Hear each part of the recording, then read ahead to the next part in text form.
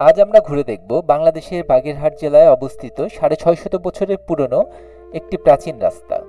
রাস্তাটি তৎকালীন খলিফাবাদ নগরের প্রতিষ্ঠাতা মুসলিম ধর্মপ্রচারক খান জাহান আলী কর্তৃক নির্মিত।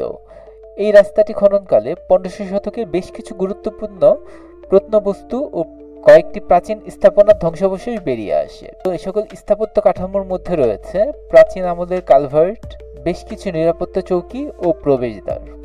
ঐতিহাসিক ষাট গম্বুজ মসজিদ হতে প্রায় ৩৫০ মিটার উত্তর ও খুলনা বাগেরহাট মহাসড়ক হতে প্রায় ৫০০ মিটার উত্তর দিকে ষাট গম্বুজ ইউনিয়নের মগরা গ্রামে এই রাস্তাটির অবস্থান। খান জাহান আলীর নির্মিত এই রাস্তাটি যশোর ও বাগেরহাট অঞ্চল হতে খলিফাবাদ নগরের পাশ দিয়ে একদম চট্টগ্রাম পর্যন্ত বিস্তৃত ছিল। এই ইট বিছানো পাকা রাস্তাটি একই সাথে সেই সময়ের শহররক্ষা বাঁধ হিসেবেও ব্যবহৃত হতো বলে মনে করা হয়।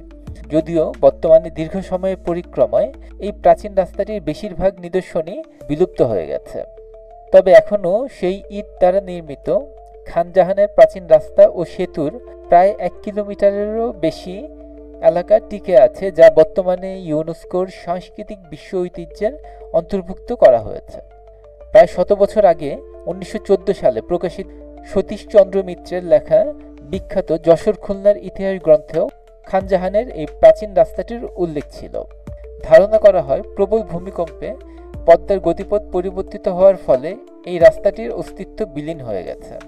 ২০১১ খ্রিস্টাব্দে বাংলাদেশ সরকার এই প্রাচীন রাস্তাটি রক্ষণাবেক্ষণ করে ও সংরক্ষিত পুরকৃতি হিসাবে ঘোষণা করে।